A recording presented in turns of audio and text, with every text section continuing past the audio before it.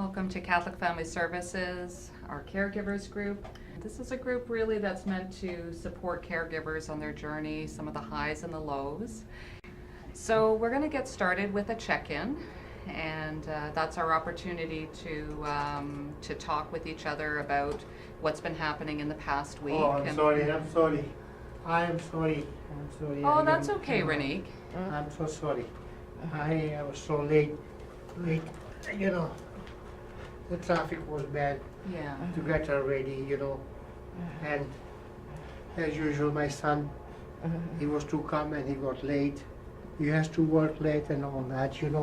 Oh, That's okay. I know sometimes it's really hard to get away. I know you wanted to come on your own, but it's okay for you to be here today. We'll go do a go around. We'll get a chance to hear from you. yes, thank you. Okay. So Larissa, last week you were talking about putting your mom, getting her placed in long-term care. How is that going?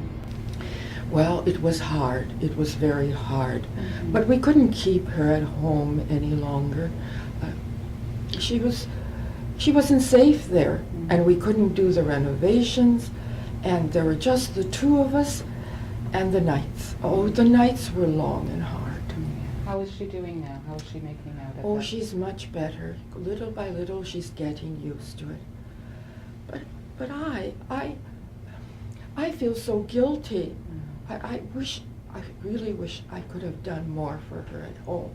And you know what, Larissa, that's a really common experience for caregivers, that you wish that you could have kept her home, and also feeling guilt that you wanted to have things go in a different way. But it really sounds like you tried everything, and that you really did the best that you could for her. Yeah, I relate to that. I tell you, it's so hard. As it is, I have my conditions, and I have to take care of her. I wish I can get time for myself. I can't even think about it at the moment, because this is more than a full-time job. Well, there is a program at India Rainbow that I think would be really helpful for you. It would give you a break, and it would be something that she would probably really enjoy. Oh, yeah. It's an adult day program for people who experience Alzheimer's or dementia. You were talking about writing a poem about your mother and your experience as a caregiver with her. Would you like to share that with the group this week? Yeah, I finished it now, so we can Okay, that'd be great. Actually, I found a picture of my mother when she was in long-term care. If you Oh, that'd be wonderful. Take a look at Thank you. Oh, that's beautiful. Is it okay if we share it Sure. with the group? No problem. Okay. I say good morning, and she asks, "Who are you?" And I still find it strange, after all I've been through, that this much-loved woman who mothered me for years is now so frightened and weeps bitter tears. Just one day before, she had called me by name. Now, though, I know things will never be the same. I put on her shoes and then help her to stand. Like a small, fragile child, she gives me her hand. There before me she stands, and, "Who are you?" she asks. I search for an answer that will calm her fear. From a parent to a child, the road she now travels, and I can only stand by as her memory unravels. I cannot understand, but I now see the truth, and the answer my heart cries is, "Who are you?" She's still my mother standing there. It's still her face, her eyes, her hair. It's still her body, though just a shell. Her memory is fleeting, her walk is weak, and people long gone are the ones that she seeks. She's still my mother, but now she can't speak. So, when you look at me, Mum, who do you see? Oh, how I wish that you could still talk with me. The look in your eyes speaks of anger and fear. What memories are so terrible that they bring you to tears? You turn your face, you whisper dark threats, and it's easy to see that you worry and fret. When you look at me, Mum, who do you see? In your faraway world, who could I be?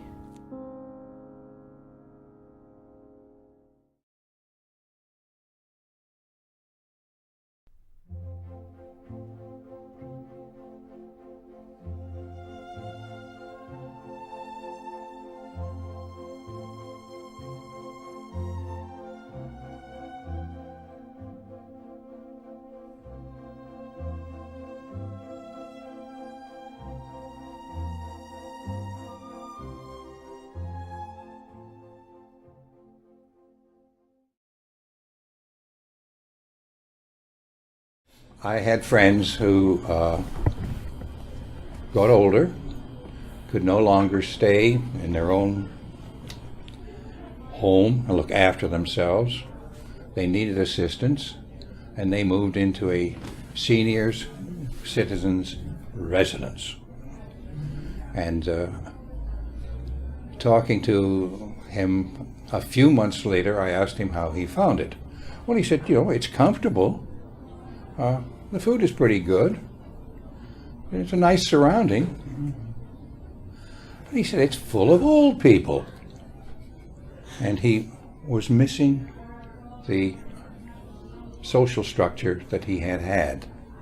And he was feeling limited. That's the one thing I could see.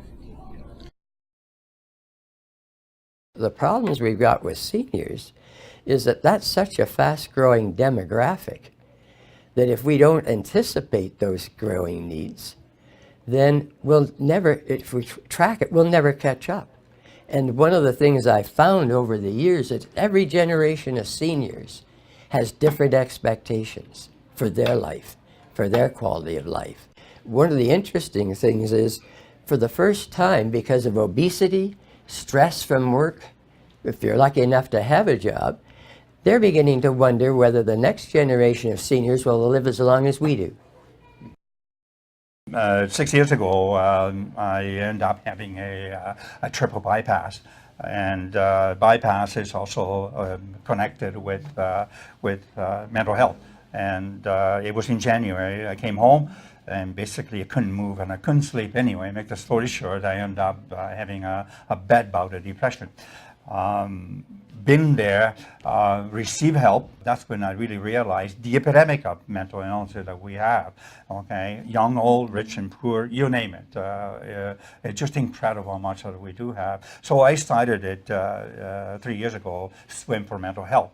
And in my part of it, what I found, is the silver lining of being depressed, and getting involved, and helping has been really, really rewarding. In other words, everything that I had put into it, I receive it 100% back. In other words, what I'm saying, what I want to encourage people, do get involved, help others. There is really is nothing better to make you feel better for yourself. And for the young people to transfer the knowledge that you have, this and that, the best way you do it, if you're lucky enough to have a lot of grandchildren, you pass it on to them through example and through talking to them about the old days without boring them. As St. Francis of Assisi, the great Catholic saint, not say the great Italian saint, said, I think I'm quoting him, not exactly, he said, keep moving, keep hoeing the garden, and loving the animals and nature, and have a optimistic outlook on life, and you'll fare well. My grandfather has a saying which I've tried to build my life on: I'm going to wear out, not rust out.